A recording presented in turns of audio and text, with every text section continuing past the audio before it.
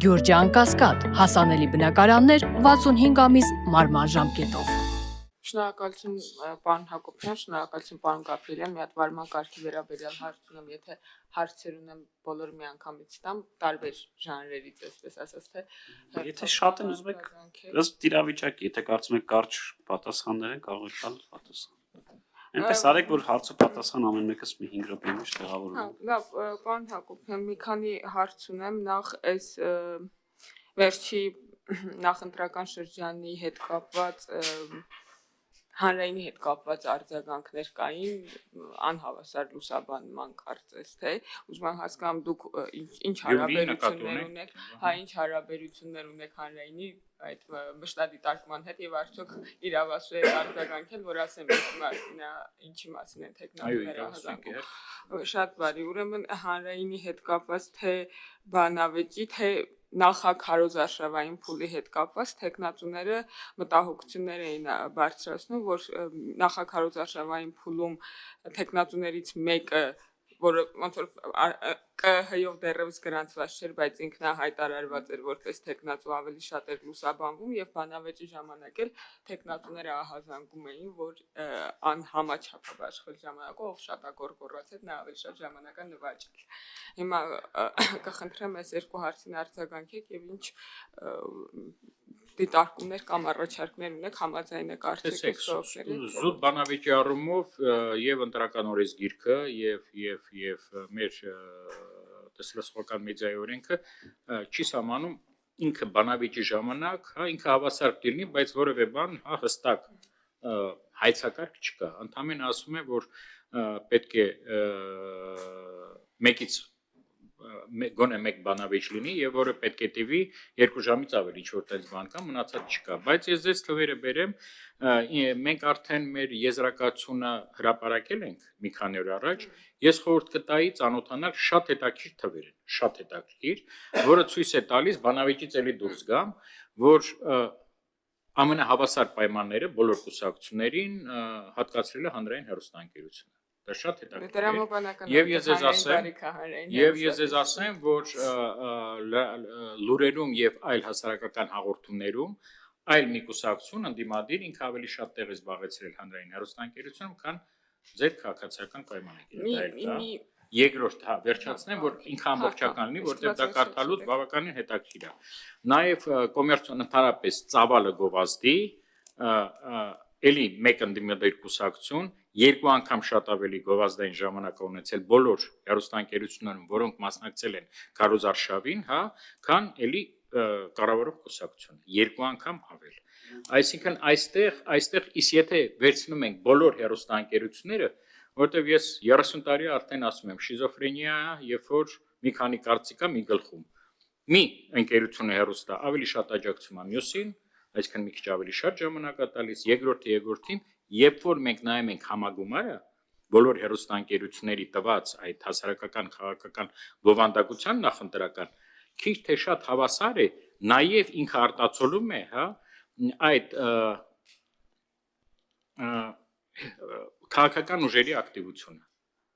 Այդ քաղաքական օրինակի չեմ ուզում էլի անուններ տալ, դուք որ ծանոթանաք ինքը բավականին եւ դա ցույց է տալի արդեն 5-րդ կամ 6-րդ տարին, որ այնուամենայնիվ հեռուստաընկերությունները, որոնք հանձնաժողովի կարգավորման տակ են, նրանք օրենսդրությունը պահպանում են եւ փորձում են հավասարությունը ապահովել։ Այն հեռուստաընկերությունները, հեռուստանման կամ հարթակները, որոնք առավոտից պրոպագանդայով է զբաղվում, իրանց է պետք կարգ բերել, եթե մենք ուզում ենք իսկապես հավասարակշռել բոլոր կուսակցությունների մասնակցությունը ընտրությունների ժամանակ։ Ինչ վերաբերում է, որ ինքն առաջադրվել էր եւ սկսել էր միջև նախընտրական շրջան։ Այստեղ մենք որևէ լիազորություններ չունենք։ Տարբեր երկրներում տարբեր կարգավորումներ կան։ Օրինակ, ինչ որ հավասարության կամ քաղաքական գովազդի մասին սահմանումները նույն Ֆրանսիայում գործում են կլոր տարի, անկախ ընտրությունների անցկացումից։ Մեկ այլ երկրում չեմ հիշում, այդ կարգավորումները սկսում են 3 ամիս առաջ։ Տեղ կա, որ ընտրությունները հայտարարելուց կենտրոնական դրական հանձնաժողովը հայտարարեց ընտրությունների մեկնարկի մասին, բանը դրեց 3 ամիս առաջ, չգիտեմ երբ, եւ լիցենզավորված եւ հեղինակազորված տեսարժողական ծառայություն մատուցողները փորձում են իրավական բանը պաշտպանել երկարաստացում ռադիոները եւ տելեները, հա, նրանք արդեն կարգավորման տակ են։ Երկրներ կան, որ ընտրություններից հետո եւս 1 ամիս շարունակվում են, հա, կոշտ կարգավորումները։ Այդ առումով մեր մոտ ընդամենը մենք լիազորություններ ունենք այդ 28 օր հերթական ընտրությունների ժամանակ եւ 14 օր արտահերթ ընտրությունների ժամանակ, այստեղ մենք անզոր ենք, այսպես ասեմ։ Մի միջանկյալ հարցն, բայց պարոն Գաբրիելյան, չեմ կարող ես նենց վերահսկել, որ հարցը պատասխանը համատեղ 5 րոպե լինի, կարող նենց անել, որ իմ հարցերը իրար հետ 3 րոպե դառնան վերջում։ Մի տենց փոքրիկ հարցրա հետ կապված, դուք խնդիր տեսնում եք նրա հետ կապված, որ տեխնատուներից 2-ի հարցազրույցը բանավեճից հետո է եղել, կարծեմ Մարտուն Գրիգորյանն ու Սարիկ Մինասյանինը, իսկ մնացածինը բանավեճից առաջ, այսինքն սրա հետ կապված ինչ որ խնդիր կա եւ արդյոք սրա հետ կապված կարծեմ վիճակահանություն չկա եւ պետք է արդյոք դա լուծում կլինի։ Տեսեք, ավելի բան պատասխանենք, ընդհանուր մենք չենք տեսնում հանձնաժողովում որևէ խնդիր, որը օրենքի շրջանակներում, հա, միացած է։ Լավ, հասկացա։ Մյուս հարցը, որ ուզում եմ տալ, ասում եք, որ ատելության խոսքը, ատելության հրահրումը չեք կարողանում հավուր պատշաճի հասցեագրել, երբ որ TV-ներից հեռուստատեսությունից եք լսում։ Մի հատ դրա հետ կապված հետ կգամ հարց կտամ, բայց սա ուզում եմ կապել ձերեն առաջի բանի հետ, որ դուք ուզում եք հավելյալ ուրեմն TV-ի նման, TV-like ինտերնետ ալիքներ կարգավորեք կամ մոնիթորինգ անեք կամ վերահսկեք, եթե չի ստացվում ատելության խոսքի հետ կապված խնդիրները հասցեագրել հեռուստատեսություններում։ Հիմա ինչ տարբերություն, որ եւս 40 մեդիա տանք ու վերահսկի այս հանձնաժողովը ու չկարողանա եւս 40-ի խնդիրը հասցեագրել։ Ձեր հարցը երկու մասով բացատրեմ։ Ամեն դեպքում ահռելի մեծ տարբերություն կա հանրային մուլտիպլեքսում գործող հեռուստաընկերությունների բովանդակությամբ, որոնք վերահսկվում են եւ ոչ։ Կոշտ քննադատությունը մենք չենք բանանում, նույնացնում ատելության խոսքի հետ։ Ատելության խոսք հանրային մուլտիպլեքսում գրեթե չի հնչում։ Շատ կոշտ քննադատություն ատելության խոսքը հնչում է մենակ այն հարթակներում, որոնք չեն վերահսկվում։ Եթե նրանք սկսեն վերահսկվել եւ պարտադիր չի հանձնաժողովի կողմից։ Մենք խոսում ենք վերահսկողության ինստիտուտի մասին, ապա նրանք ստիպված կլինեն այդ կանոնները պահպանել քիչ թե շատ։ Սա է։ Մենք հետևում ենք բաներին, հա, նույնիսկ եթե ատելության խոսքը չկա, մենք գտնում ենք ձևերը, որպես գտնում ենք ավելի շատ ձևերը, որպեսի պատժենք։ Մենք ասում ենք դա բացասականացնում է երեխաների վրա, եթե այդ բանն են, հա, ցերեկն են ցույց տալի, սա ազդում է սրա վրա, այնտեղ քրեական ենթամշակույթ կա, այսինքն փորձում ենք ձևերը գտնել, բայց հանրային մուլտիպլեքսում գործող բոլոր հեռուստաընկերությունները եւ ոչ միայն, նաեւ օրինակ հեղինակազորված մի քանի մենք կազմակերպություն ունենք, Ազատություն ռադիոկայանը, Երկիր մեդիան, երկուսը նրանք բավականին նվազեցրած են, որտեղ գիտեն վերահսկողության տակ են։ Այսինքն ինքը օգուտ կբերի Տիկին Ղազարյան, եթե ձեզ հարցին պատասխանեմ։ Ես ուզում եմ դուք փորձեք նկարագրել, որովհետև ես լավ չեմ հասկանում այն դեպքեր, երբ որ դուք ատելության խոսքով բան եք արել, դիմել եք դատարան, երբ է դա եղել կամ ինչ որ այլ բանի, երբ է եղել, ինչ դրվագով կապված եւ ոնց է եղել, որ կրվել եք sense շատ կոպիտ եկա։ Ես ձեզ ոչ թե կրվել ենք, նույնիսկ քրեական գործ չի հարուցվել։ Եվ տարբեր օղակներ չեմ ուզում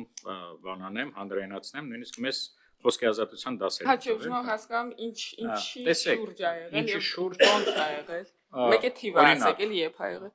Ես ցավոք ես ձեզ կուղարկեմ անպայման մեյլով, մենք առանձին հանածուն ենք, մենք դիմել ենք 5 անգամ, եւ դատախազություն, եւ ԱԱՑ նույնիսկ, հա, տարբեր պատճառներով եւ խոսքը չի գնացել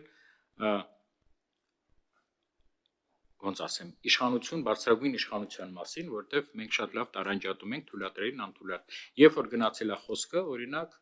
չգիտեմ, ինչ որ մարդկանց ընդհանուր միջև երեխաների կանայք, որոնք պետքա ոչնչացնել, որոնց պետքա կախել, որոնց պետքա դրանից են կողմ, այդ ինչ պետք է անեն, որպեսզի քրեական գործ հարուցվի։ Լապարտ բռնության, հա։ Որ հոդված։ Ես չեմ հիշում արդեն, ես իրա բան չեմ, բայց ես ուզում եմ ասեմ, տենց մի քանի դրվագ է եղել, հա, որը եւ մենք համեմատում ենք շատ ժամանակ շատ ավելի մեղմ արարքների համար, ինչ որ գործիչների հանդեպ քրեական գործ են հարուցվել, նույնիսկ ազատազրկվել են։ Այս պարագայում, որը շատ ավելի կոշտ է, շատ ավելի սպառնալիք է բանի համար, հասարակության համար, դա չի արվել, այսինքն ստեղ էլ մենք ընդհանրապես դրա բանը չենք հասկանում։ Ոնց ասեմ, հայեցակարգը սենց է։ Մի հատ սրա վերաբերյալ արձագանք ունեմ, պարոն Հակոբյան, եւ երևի այս վերջին արձագանքը կլինի։ Եթե դա խնդիրն է, որ քրեական օրենսգիրքը երբ որ սպառնալիքի մասին է խոսքը, օրինակ ինչ որ մեկը հեռուստատեսությամբ սպառնում է իմ ընտանիքի անդամների նկատմամբ հաշվեհարդար տեսնել, իրավապահ մարմինները գնահատում են, թե որքանով է իրականանալի այդ անձի կողմից այս սպառնալիքը ուրիշ հոդված է, ատելության հրահրումը բոլորովին ուրիշ հոդված է, ու ատելության հրահրումը քրեական օրենսգիր 22 թվականի քրեական օրենսգրքով կարգավորված է 329 հոդվածով, ես ուզում եմ բան անեմ, դուք որ ուղարկեք ես կտեսնեմ էլի, արդյոք ոնց որ ինչ հոդվածով է, որ ժամանակ է, ուղղակի այն ժամանակ 22-ից առաջվա քրեական օրենսգրքով անպայման ատելության խոսքի հետ պետքա բռնության կոչ լիներ։ Եթե չկար բռնության կոչ, ատելության խոսքը չէր կարող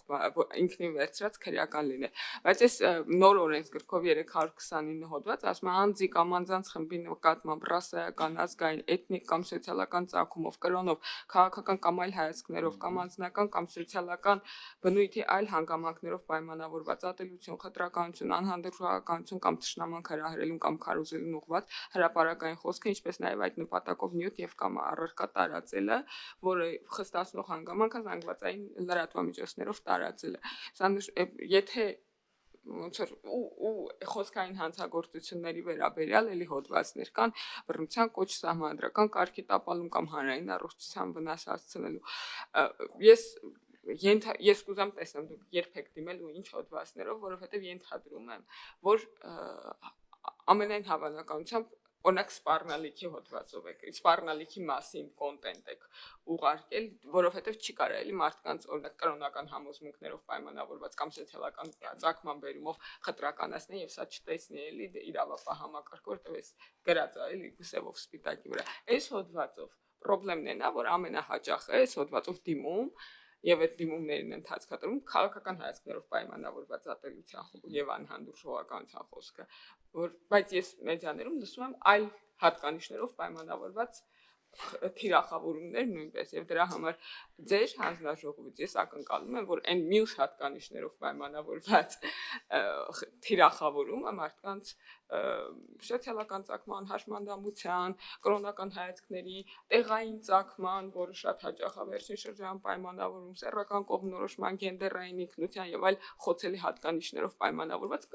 սեռի հիմքով նաեւ այս վերջերս դա էլա շատ լինում։ Մարդկանց թիրախավորումից ավելի ոնց որ զերծ կպահեք, քան ոնց որ մինչև էս եղելա, ոչ թե ես ինչքան դեպք տեսել եմ, տեսնում եմ լրահոսում։ Կամ այս կամ այն կողմից քաղաքական հայացքներով պայմանավորված թիրախավորումն է, որը վատ է ընդհանուր առմամբ։ Ես շատ կարճ կասեմ, տեսեք, ես ակամա երևի ինչ որ բաներ հստակ չասեցի, երբ որ ես ասում եմ դատարան, հա, կամ վարույթ, ես խոսում եմ 3 տարբեր кейսերի մասին։ Առաջինը դա ամենաբանը քրեականն է, հա, 5 անգամ ենք դիմել, նորից եմ կրկնում, եւ այնտեղ միայն սպառնալիք չի եղել, նաեւ մենք կարծել ենք, որ բան է եղել, հա, հանցագործության մասին հաղորդում, որը պետք է գոնե քննվեր, հա, նույնիսկ բան չի բացվել։ Երկրորդը դա մեր վարչական վարույթներն է, որը հենց վերաբերվում է թշնամանքի լեզվին, որը քրեական հետապնդում չի նախատեսում։ Մենք տարում ենք վարչական դատարաններում մեր վարույթի արդյունքում գրավոր նկատողություն կլինի, թե ինչ որ տուգանք կլինի, դա ենք տարում, դա երկրորդը եւ երրորդը էլի գենդերային խտրականությունն է, երբ որ ինքը կոշ չի, ինքը փափուկ է, մենք փափուկ լինում է, հա, նենց պայմանական եմ ասում, լինում է իհարկե։ Մենք դիմում ենք, գիտեք, դա ինքնակարգավորման մեխանիզմն է աշխատում եւ մենք դիմում ենք էթիկայի մարմիններին, հա։ Եվ ստեղ էլ մենք խնդիրներ ունենք, որտեղ մեր կարծիքով ինքը շատ լավ նախաձեռնություն է, տարբեր երկրներում աշխատում է, մեր մոտ այդ ինստիտուտը չի կա, հա։ որտեվ հետևանքներ որևէ հեռուստաընկերություն ինքը կարա օրական 7 անգամ խախտի, մենք 7 անգամ դիմենք էթիկայի հանձնաժողով, նրանք բացասական կամ դրական ասեն այո խախտում կա էթիկական նորմերի, բայց որևէ հետևանքներ չկան։ Ինչի ամիսը 100 անգամ ես խախտում, դու իրանք չունես որևէ նորմ դա կիրառես։ Չի, կներեք էլի ինքը պարտավորված չի նույն մեդիայով ասել, որ ինքը խախտել է եւ ներողություն խնդրել։ Ներողություն խնդրել չկա, ինքը ընդհանրապես տեղադրում է այդ մարմնի, որ այդ եզրակացությունն արել է, դրա եզրակացությունը։